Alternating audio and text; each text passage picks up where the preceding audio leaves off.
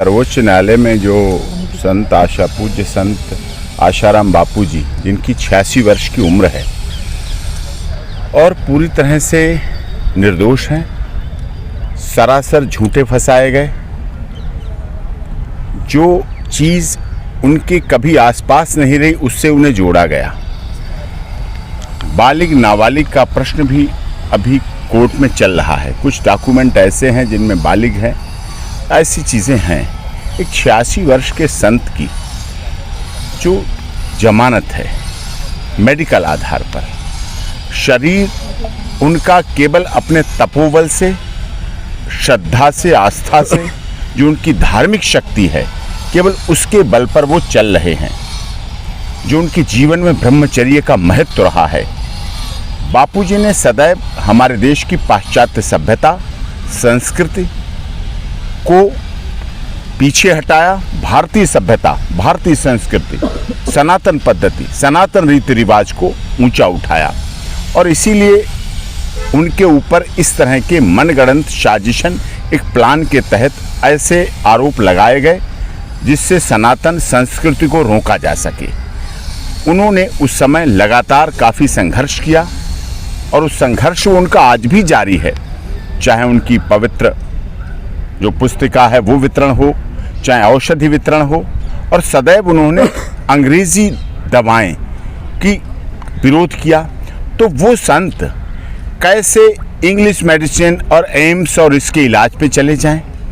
वो आयुर्वेद से अपना इलाज कराना चाहते हैं। आज भी वो आयुर्वेदिक पर आधारित हैं। जेल में भी वो आयुर्वेद का ही सब कुछ प्रयोग करते हैं, रखते हैं, और आयुर्वेद के द्वारा उनकी जो आयुर्वेद पद्धति है उसको सर्वमान्य भी है।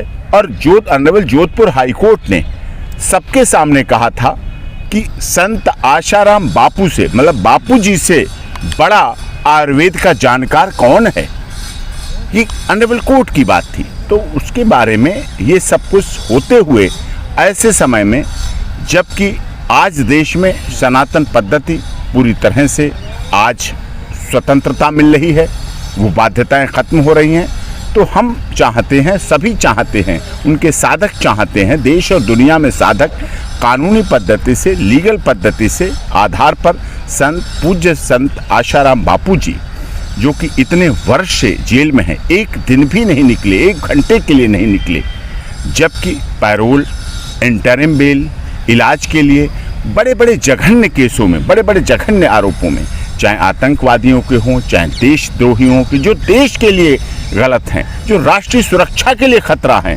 जो बड़े बड़े भ्रष्टाचार के स्कैम करके लोगों को बर्बाद कर चुके हैं, ऐसे लोगों को भी माननीय अदालत के द्वारा समय समय पर इंटरिम बेल, पैरोल, और जो हमारे साधन हैं, जो हमारे भारत के संविधान डॉक्टर भीमराव अंबेडकर जी संविधान निर्मात्री के सभा अध्यक्ष रहे, जिन्होंने हमें उपलब्ध कराए, और आज यहाँ सुप्रीम कोर्ट में आप देखते हैं हमारे संविधान का रक्षक भी है माननीय सर्वोच्च न्यायालय, हमारे मूल अधिकारों का रक्षक भी है माननीय सर्वोच्च न्यायालय, हमारे जो सामाजिकता है उन सबका रक्षक है हमारा माननीय सर्वोच्च न्यायालय। तो हम लोग ऐसी आशा करते हैं कि आने वाले समय में परम पूज्य संत श्री आशाराम बापू जी की रिहाई हो, उनकी बेल हो। करने वाले हमारे पीछे बैठे हैं, ये बहुत गलत कर रहे हैं और ये इनके अन्याय की इंतहा हो चुकी है। जितना अन्याय यहाँ हो रहा है ना, यहाँ कोई न्याय नहीं चल रहा, यहाँ तो न्याय से खिलवाड़ चल रहा है। ये झूठी शपथ लेते हैं न्याय के प्रति। राष्ट्रपति के समक्ष जो ये सुप्रीम कोर्ट के जज हैं, ये झूठी शपथ ले रहे हैं कि हम भारत सरकार के कानून को मानते हैं, उसके प्रति वफादार हैं। यहाँ तो इनकी तो भर्ती इंग्लैंड से हो रही है, ये तो लिख कर दे देते हैं इसको जज बनाओ, और राष्ट्रपति को मजबूर करते हैं। ये जिनकी भर्ती इंग्लैंड से हो रही है, जो हमारे अंग्रेज धर्म को कुचलने लगे थे, हमारे मंदिरों की सारी मूर्तियाँ उठाकर इंग्लैंड के अजायब घर में ले गए, उन अंग्रेजों, हमारा कोणार्क का सूर्य मंदिर बंद कर दिया, उन अंग्रेज़ों से किसी भी प्रकार की, या उन अंग्रेज़ों के जो एजेंट बैठे हुए हैं उनसे किसी भी प्रकार की ना तो हमें हमदर्दी है और ना ही हमें उनसे उम्मीद है। आज एक आशाराम बापू हमारे 86 साल के हैं, बीमार पड़े हैं, मरणासन स्थिति में हैं, हार्ट अटैक हो चुका है, उनको नहीं छोड़ेंगे ये, क्योंकि वो हिंदू धर्म के महान संत हैं, संत शिरोमणि आशाराम बापू हैं। किंतु तीस्ता शीतलवाड़ा आएगी, वरवरा आएगी, सुधा भारद्वाज आएगा, गौतम नवलखा आएगा, उसके तुरंत जमानत दे देंगे। चिकित्सा आधार पर इन्होंने वर्मा राव को जमानत दी है, चिकित्सा आधार पर इन्होंने सुधा भारद्वाज को जमानत दी है, चिकित्सा आधार पर गौतम नवलखा को उसके घर में नजरबंद कर दिया है। और कौन है ये वो लोग हैं जो हमारे प्रधानमंत्री की हत्या करने की साजिश करते हैं। रघुवंश की परंपरा है कि वह अन्याय को बर्दाश्त उसने नहीं किया है। राम का क्यों देखें ये राम का इतिहास। तो मैंने वही संकल्प लिया कि मैं अगले 1 तारीख से, मतलब 31 के बाद पहली आता है, 1 फरवरी से 40 दिनों तक प्रतिदिन 108 बार हनुमान चालीसा का पाठ करूंगा।